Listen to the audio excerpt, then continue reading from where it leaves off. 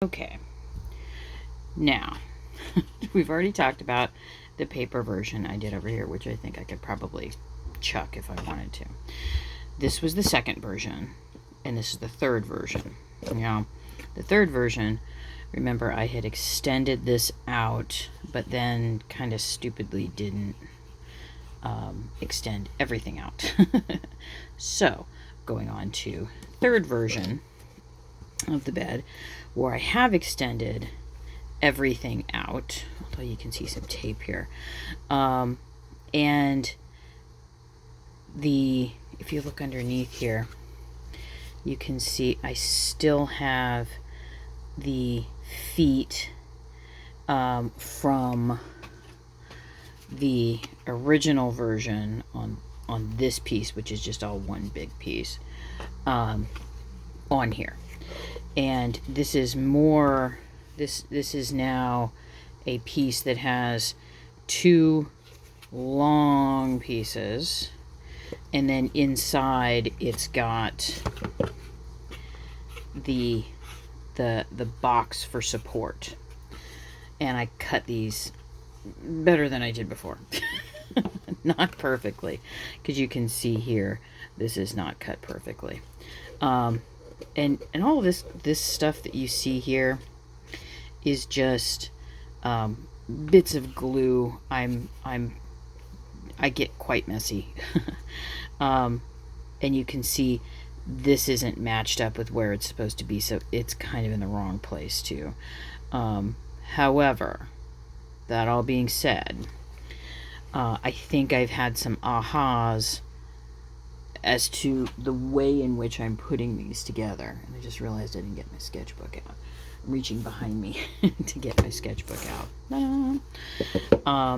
And those have to do with, I was like, more than, I'd have to say, more than halfway through this piece when I realized I have a completely superfluous piece in here. Let's get that out of the way and then move ahead in the sketchbook. Because this is where we were.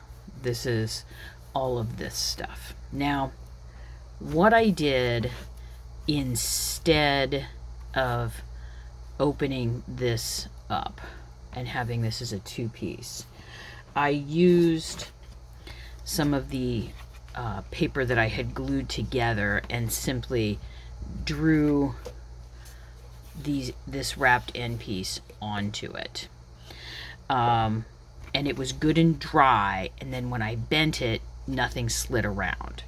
So I can now just put this as a one piece, and you just need to have something else on the back of it. Glue another piece on the back of it, or it's got printing on the other side. Now the other thing that I did, which was kind of dopey, is this piece right here where I wrote, nope, do not use this piece. This was a piece that I had originally used in the first version because I needed something with tabs to hold this down. And this makes sense because I put tabs here with the feet on them to hold this all down.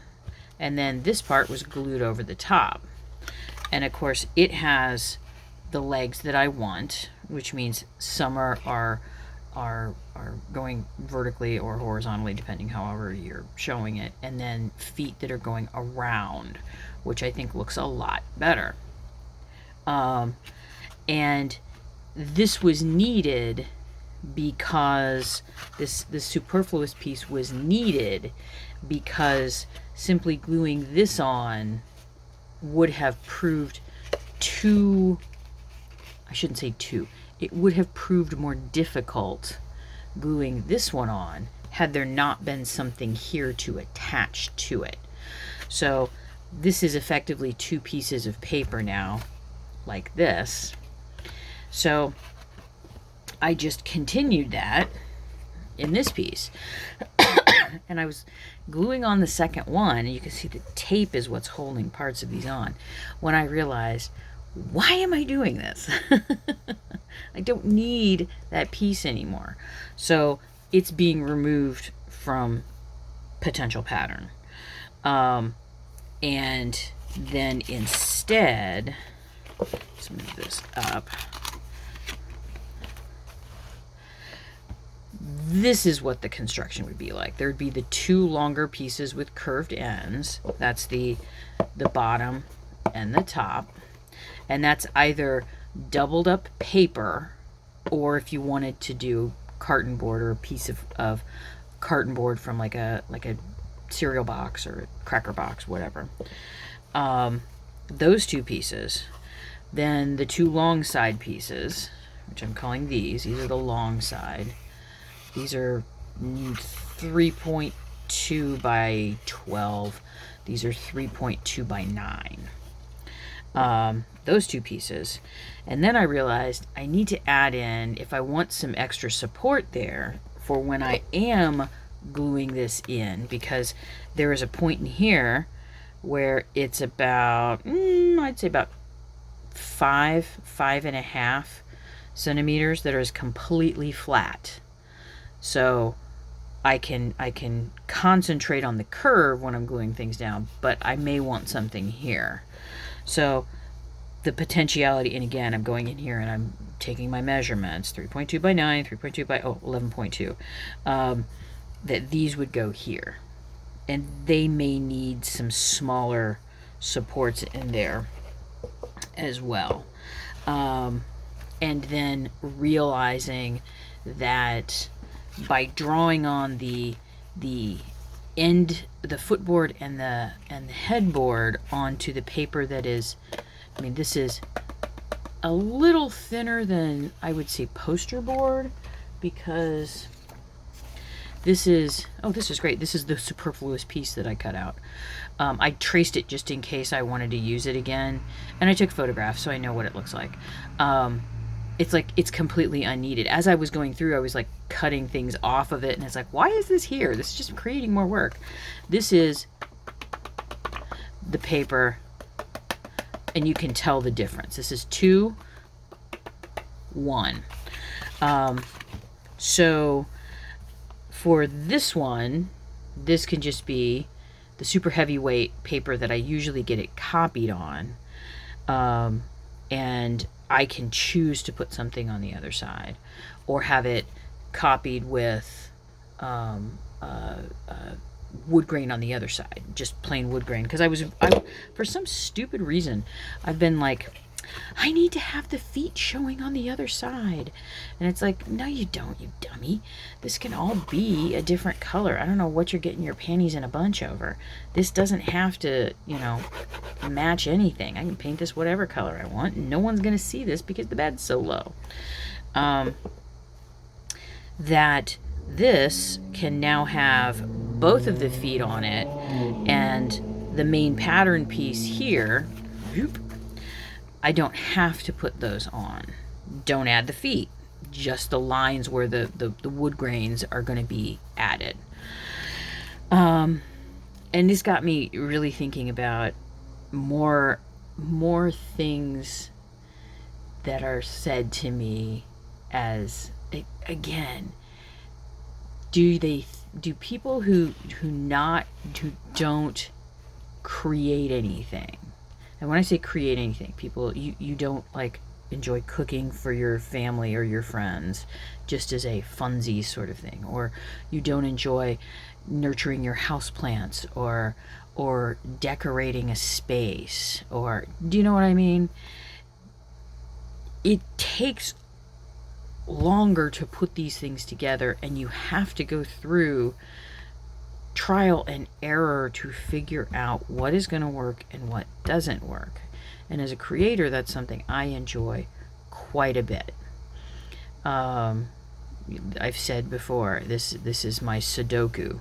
I like figuring out, how can I make this work? I've got this for materials and that for materials, and here are the tools that I have on hand. How can I make that work? I think that's very much if there's a genetic component to it, that's very much part and parcel of my grandmother Elizabeth, and having grandparents and parents born and raised during the Depression. This is what I got. What am I going to do with it?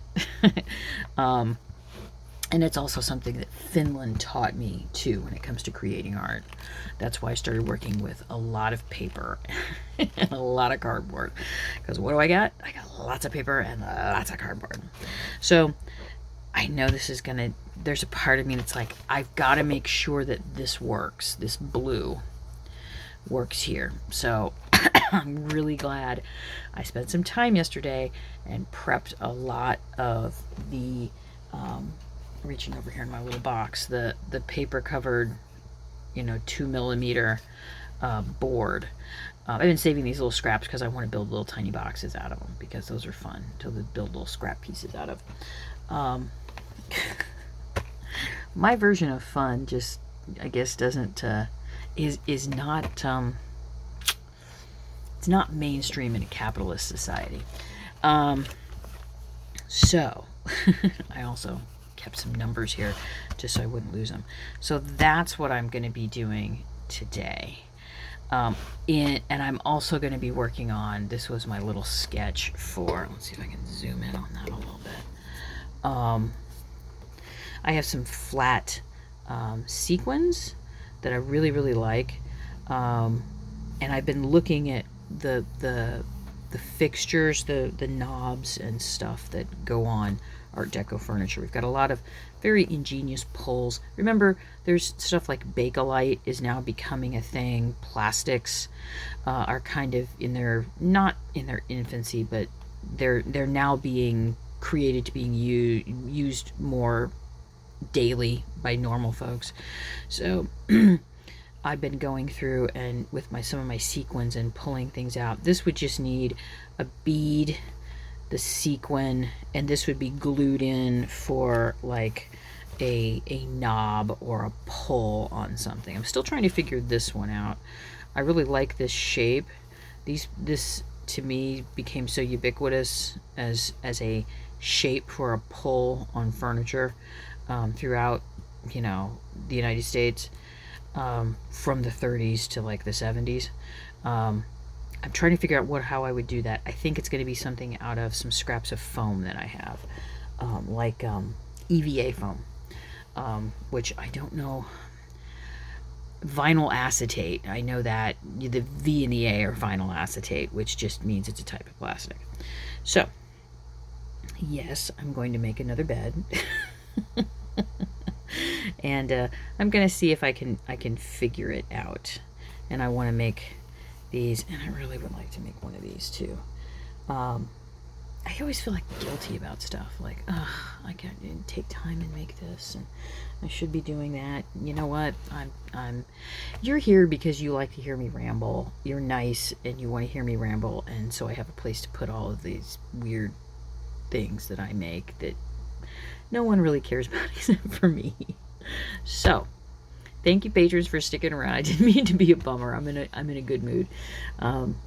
Thank you for sticking with me, patrons, and I'm gonna see you in the next video.